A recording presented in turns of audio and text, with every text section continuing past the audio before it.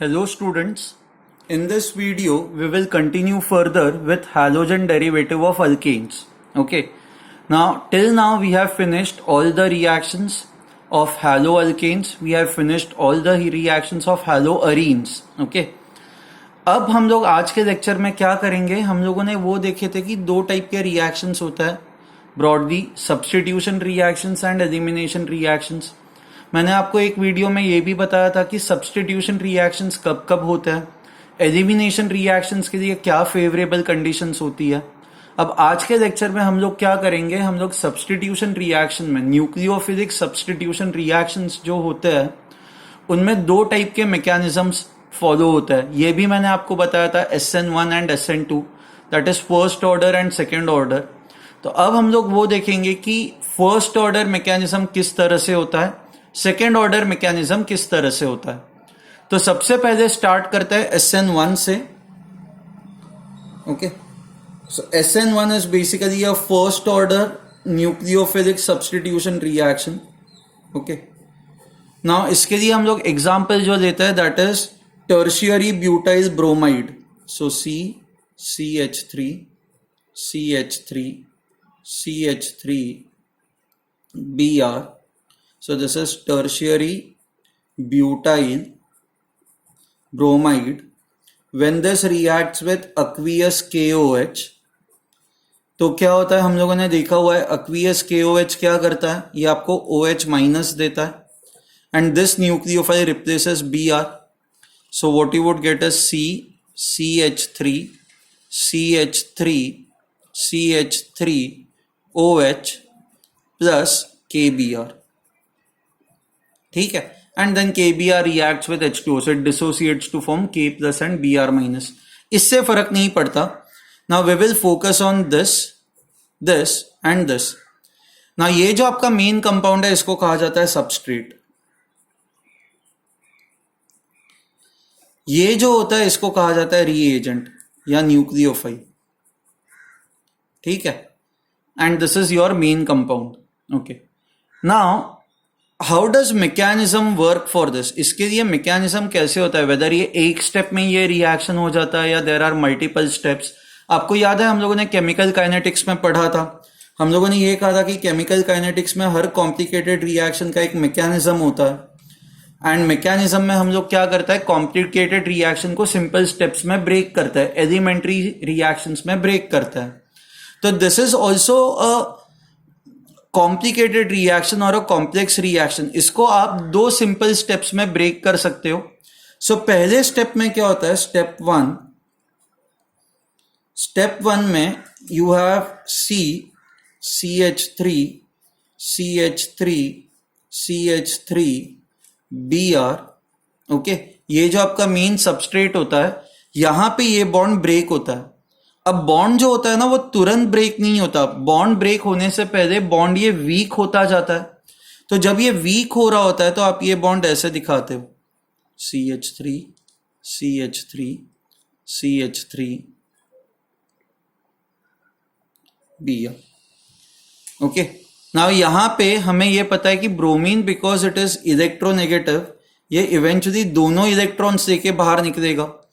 तो जब ये बॉन्ड वीक हो रहा होता है तो ये bromine because it has both the electrons, it has partial negative charge, this carbon atom has a partial positive charge. What it means is कि बॉन्ड अब तक ब्रेक नहीं हुआ है, बॉन्ड बस वीक हो चुका है. इसको हम लोग कहते हैं transition state. This is called as transition state.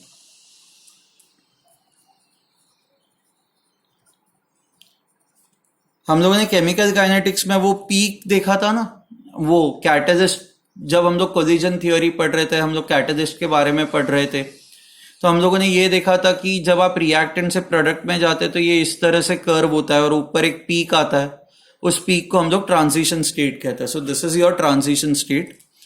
Finally क्या होगा, फाइनली ये बॉन्ड ब्रेक हो जाएगा. So you will have CH3 CH3 CH3 plus and Br minus. Okay, now this is step 1. step 1 में जो ट्रांजिशन स्टेट आ रही है, let me write it as TS1. Okay, अब स्टेप 2 में क्या होता है, स्टेप 2 में अब इस पे पॉजिटिव चार्ज है, आपके पास रीएजेंट है which has a negative charge, तो ये रीएजेंट इसको अटैक करता है. तो when we talk of step 2, what will happen in step 2 is CH3 CH3 CH3 plus this will react with OH minus to form, ये इसके साथ बॉन्ड बनाएगा. अब बॉन्ड तुरंत नहीं बनता, इनिशियली OH माइनस जब इसको अप्रोच करता है तो फोर्स ऑफ अट्रैक्शन बहुत ही वीक होता है. सो या वो वीक बॉन्ड इनिशियली बनता है, उस वीक बॉन्ड को हम लोग वापस ऐसे ही दिखाएंगे जैसे ये दिखाया था वैसे. OH, this will have a partial negative charge, ये अपने इलेक्ट्रॉन्स यहाँ पे ट्रांसफर करेगा. Okay, this will have partial positive charge, क्योंकि कुछ इलेक्ट्रॉन्स यहाँ पे चले जाएंगे तो इसका पॉजिटिव चार्ज कम हो जाएगा, तो ये पॉजिटिव चार्ज कम हुआ है. And finally you will have your final product CH3 CH3 CH3 OH. Okay, now this is another transition state, इसको मैं कहूंगा ट्रांजिशन स्टेट 2. एंड ये आपका फाइनल प्रोडक्ट है, that is tertiary butyl alcohol, जो हम लोगों ने, let me write it over here.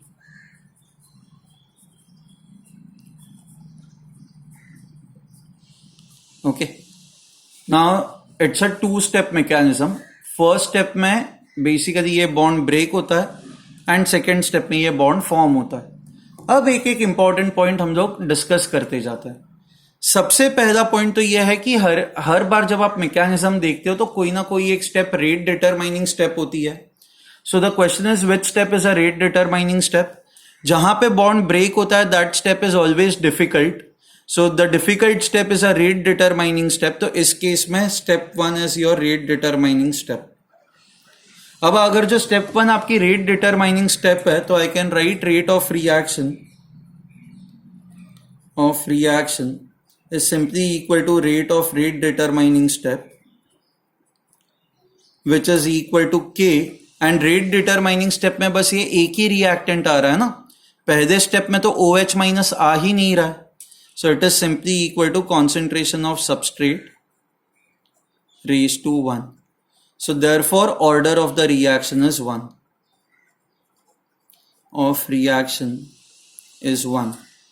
I can write rate of reaction does not depend on concentration of nucleophile.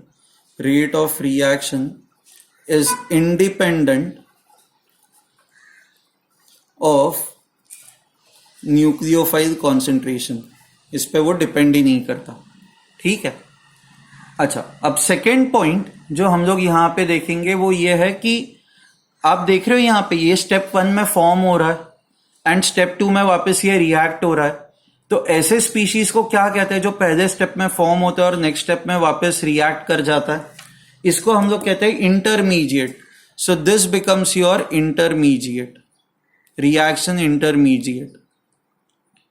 ना ये जो हमारा रिएक्शन इंटरमीडिएट है ये क्या है? कार्बन एटम पे positive charge, so this is carbocation. Okay, now carbocation जो होता है इट इज ऑलवेज प्लेनर, क्योंकि कार्बन एटम जो होता है दैट इज sp2 हाइब्रिडाइज्ड. इसका हाइब्रिडाइजेशन sp2 होता है. So because hybridization is sp2, carbocation is always planar. ठीक है, फाइन.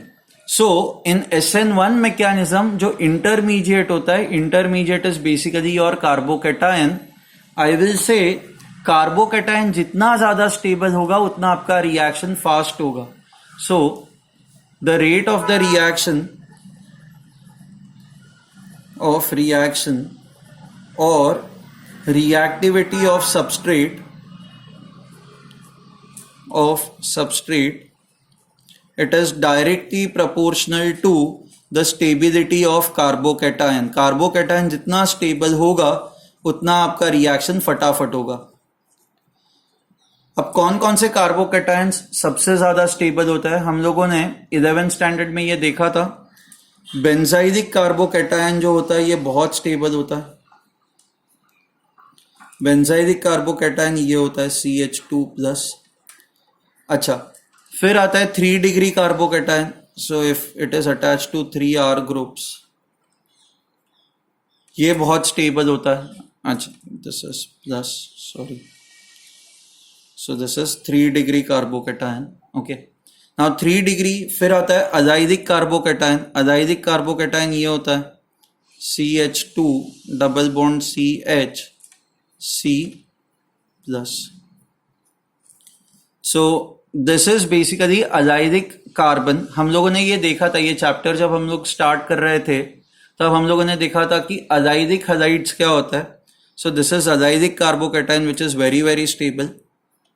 फिर आता है 2 डिग्री कार्बोकेटायन. फिर आता है 1 डिग्री कार्बोकेटायन. फिर आता है CH3 प्लस. अच्छा, उसके बाद मान लो कार्बोकेटायन कुछ ऐसा है कि कार्बन ये डबल बॉन्ड बना रहा है, मान लो ये इस तरह से, एंड इस पे ये प्लस चार्ज है. तो this is sp2 hybridised carbon and इस पे ये प्लस चार्ज है, तो इसको हम लोग विनाइलिक कार्बोकेटायन कहते हैं. This is vinylic. ये बहुत ही अनस्टेबल होता है. ओके, इसको कहा जाता है अजाइडिक कार्बोकेटायन. इसको कहा जाता है बेंजाइलिक कार्बोकेटायन. ठीक है. So benzylic carbocation is very stable. 3 degree carbocation is very stable. Azidic carbocation is very stable. So अगर जो इनमें से कोई भी कार्बोकेटायन बन सकता है तो वो बन जाएगा, एंड आपका रिएक्शन जो है वो SN1 मैकेनिज्म ही फॉलो करेगा, एंड फटाफट होगा. आपका रिएक्शन जो है वो फटाफट हो जाएगा. बट अगर जो आपका कार्बोकेटायन इनमें से कोई भी बन रहा हो तो that is highly unstable. Unstable carbocation, ये कार्बोकेटायन बनते ही नहीं है. ये 1 डिग्री कार्बोकेटायन या इस टाइप के कार्बोकेटायंस बनते ही नहीं है. सिंस इस टाइप के कार्बोकेटायंस बनते ही नहीं है तो दे विल नॉट फॉलो, मतलब SN1 मैकेनिज्म आपको इनके केस में नहीं दिखाई देगा, क्योंकि हम लोगों को ये पता है rate of reaction is directly proportional to the stability of carbocation. तो कार्बोकेटायन अगर जो स्टेबल है तो आपका स्टार्टिंग कंपाउंड जो है वो SN1 मैकेनिज्म फॉलो करेगा.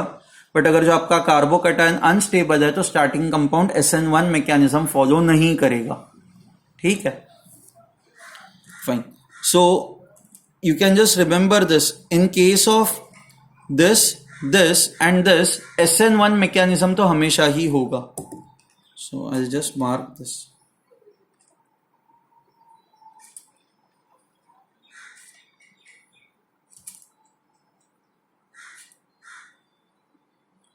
You will always have SN1 mechanism क्योंकि these carbocations are very very stable.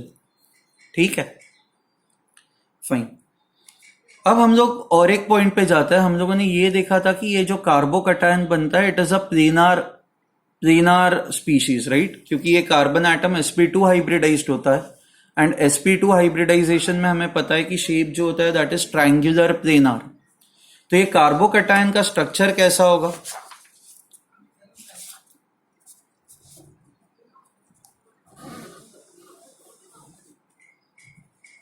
Okay, सो मान लो ये ऐसा है.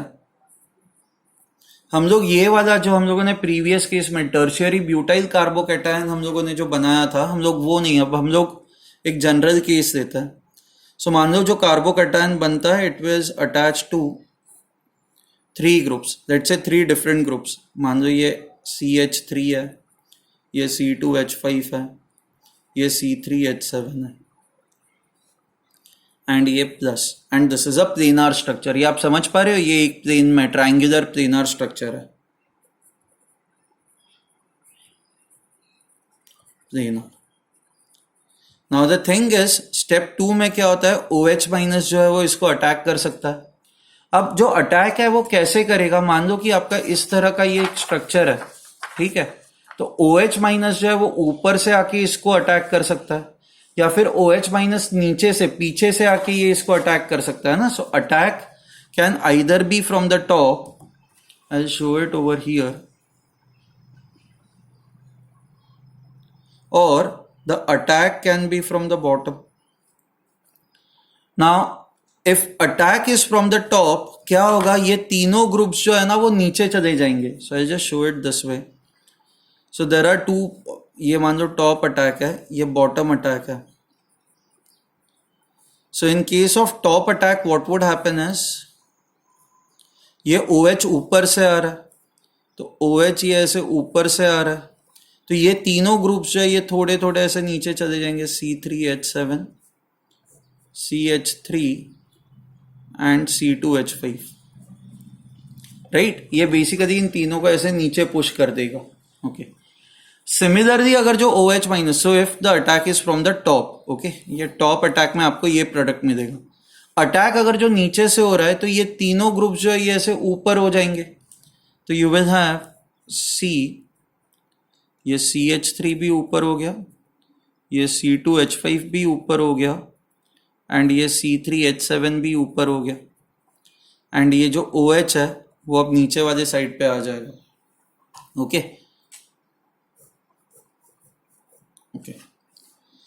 Now, in this case, if you look at this carbon atom, ये chiral carbon है ना, it is attached to 1, 2, 3, 4, and यहाँ पे भी this is your chiral carbon. अब दोनों possibilities, दोनों attacks की possibilities या probabilities equal है ना. अटैक ऊपर से भी हो सकता है और नीचे से भी हो सकता है. ऐसा तो है नहीं कि मतलब कोई एक तरफ से अटैक की probability ज्यादा है, ऐसा नहीं होता. अच्छा, I'll say both attacks are equally probable. Attacks are equally probable.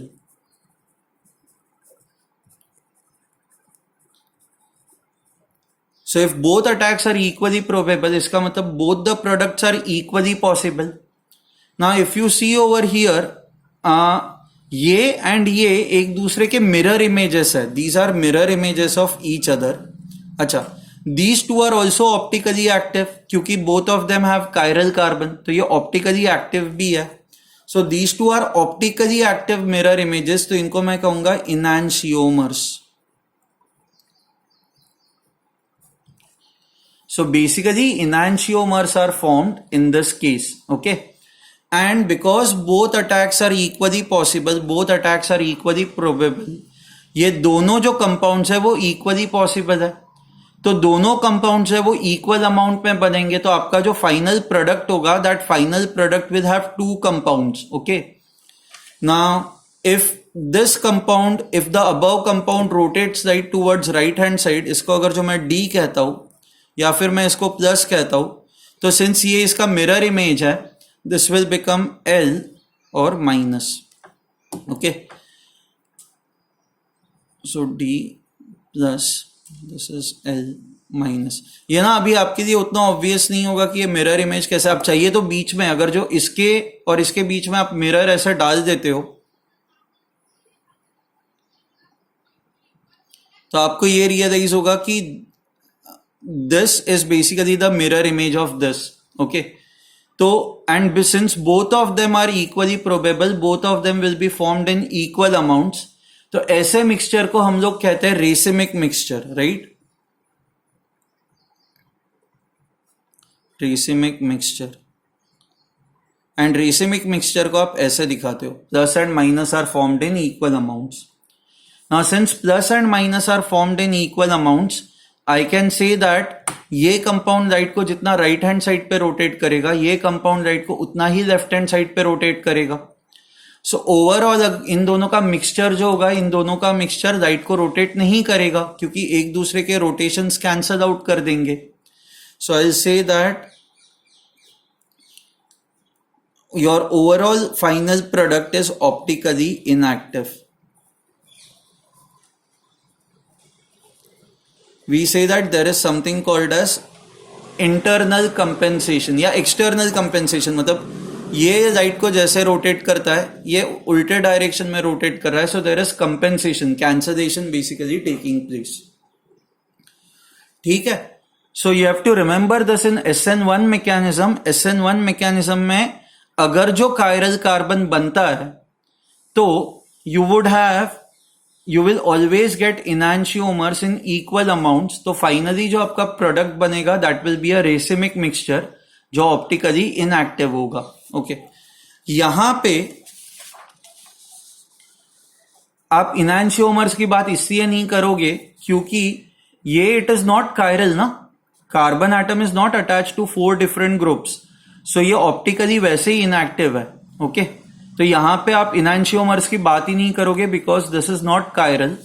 But अगर जो ये कायरल होता तो भी उस केस में आपको हमेशा मिरर इमेज मिलता, you would always also get a mirror image of this. So 2 compounds बनेंगे, they will be enantiomers, they will be formed in equal quantities and equal quantities में बनेंगे तो ओवरऑल मिक्सचर रेसिमिक होगा, it will be optically inactive. Okay, इसके बाद अब हम लोग एनर्जी डायग्राम देखते हैं। How would your energy diagram look like? Okay, now when we talk of energy diagram,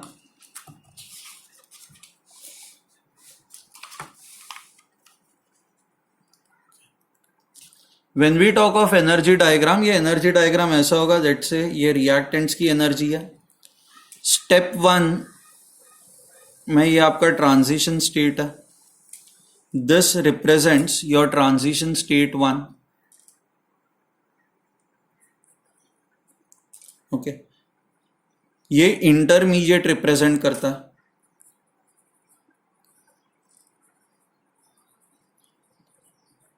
अब आपको पता है, हम लोगों ने ये डिस्कस किया हुआ, it is a two step reaction, so there are 2 transition states, because there are 2 transition states there will be 2 peaks. तो ये आपका पहला पीक हुआ, दूसरा पीक जो होगा वो ऐसा होगा, and this is products. Okay, now this represents transition state 2। आपको ये याद रखना है कि ये ट्रांजिशन स्टेट 2 जो है वो ट्रांजिशन स्टेट 1 के नीचे आता है। The reason is very simple, पहला ट्रांजिशन स्टेट मुश्किल है ना, मतलब बेसिकली यहां पे आपका बॉन्ड ब्रेक हो रहा है, so that is difficult, and because that step is difficult, इसलिए ये जो पीक है this is at a higher level. Okay, दूसरी चीज ये भी है कि यहाँ पे ये जो कार्बन ऑक्सीजन बॉन्ड बन रहा है that is a stronger bond, because that is a stronger bond, ये आपका जो ट्रांजिशन स्टेट है वो ट्रांजिशन स्टेट थोड़ा सा नीचे है। ओके, ट्रांजिशन स्टेट 1 क्या रिप्रेजेंट करता है? ट्रांजिशन स्टेट 1 ये रिप्रेजेंट करता है CH3 CH3 CH3 Br। Transition state 2 जो है वो ये रिप्रेजेंट करता है CH3 CH3 CH3 OH। Intermediate जो है वो कार्बोकैटायन रिप्रेजेंट करता है, सो which is CH3 CH3 CH3 plus. ठीक है, फाइन।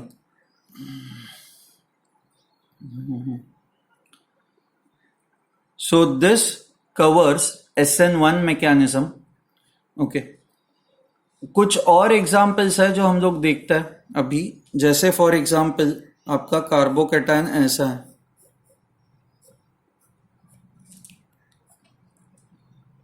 एंड आपको इसको कंपेयर करना है इसके साथ।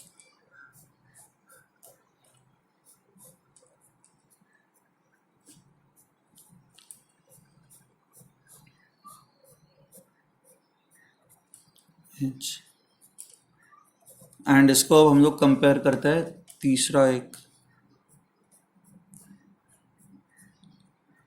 तीसरा कार्बोकैटायन, लेट्स से ये है।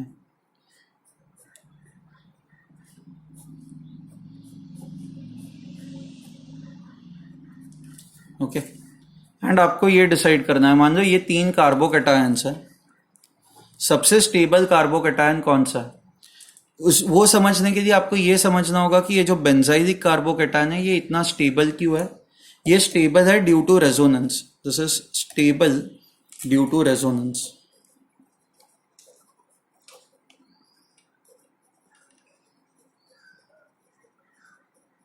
Okay, because this is stable due to resonance. Okay, now यहां पे ये जो बेंजीन रिंग होती है, बेंजीन रिंग क्या करती है, ये जो 2 इलेक्ट्रॉन्स है वो यहाँ पे शेयर करती है। ओके, जिसके वजह से ये स्टेबल होता है, एंड फिर ये दो इलेक्ट्रॉन्स यहाँ पे शिफ्ट होते हैं, ये इलेक्ट्रॉन्स यहाँ पे शिफ्ट होते हैं. ना if you see over here, इस कार्बन को इलेक्ट्रॉन्स दो बेंजीन रिंग से मिल रहा है ना, ये भी यहाँ पे शेयर कर सकता है, ये बेंजीन रिंग भी यहाँ पे शेयर कर सकता है, तो ये और स्टेबल होगा. सो this is more stable then this, and this is much more stable then this. So this is basically order of stability.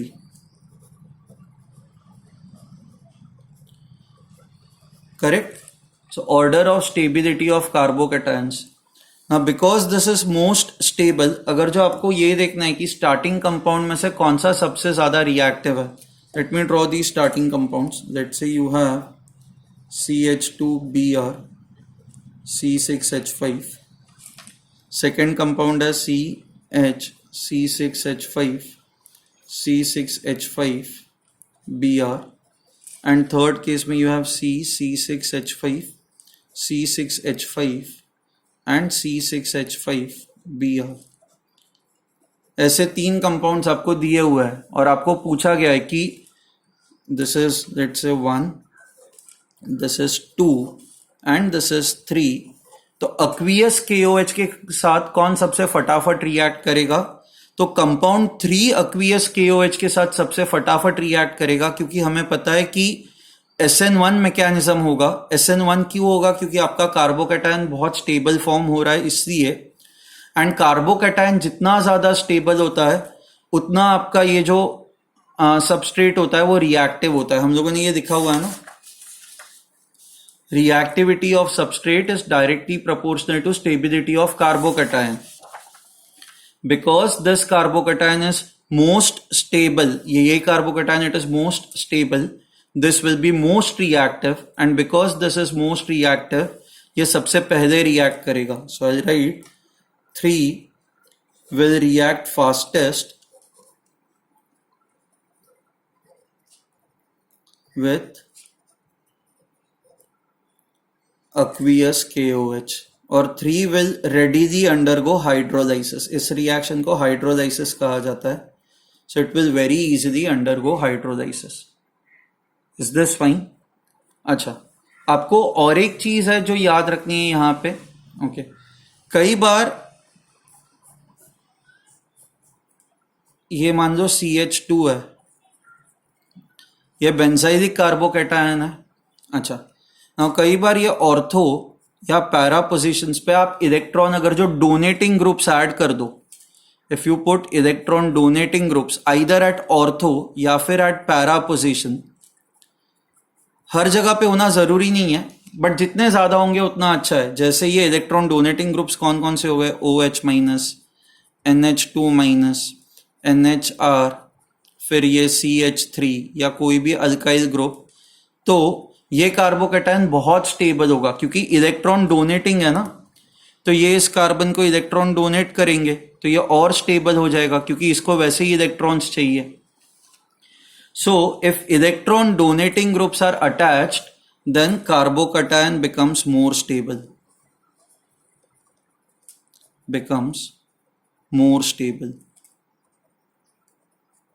And अगर जो ये और स्टेबल हो जाएगा तो आपका original compound will be more reactive.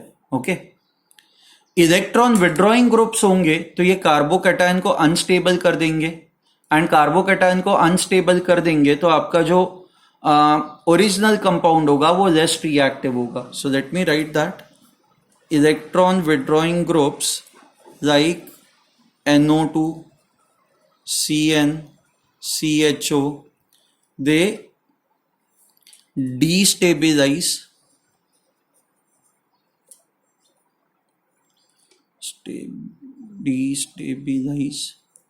carbocation, and because they destabilize carbocation क्या होता है कि आपका कार्बोकैटायन अनस्टेबल हो जाता है. तो कार्बोकैटायन अनस्टेबल है तो ओरिजिनल कंपाउंड भी जो होगा वो अनरिएक्टिव होगा. Is this fine? सो ये सारी चीजें हम लोग SN1 के बारे में बात कर रहे हैं. नेक्स्ट वीडियो जो होगा वहां पे हम लोग SN2 मैकेनिज्म डिस्कस करेंगे. SN1 and SN2 are extremely important.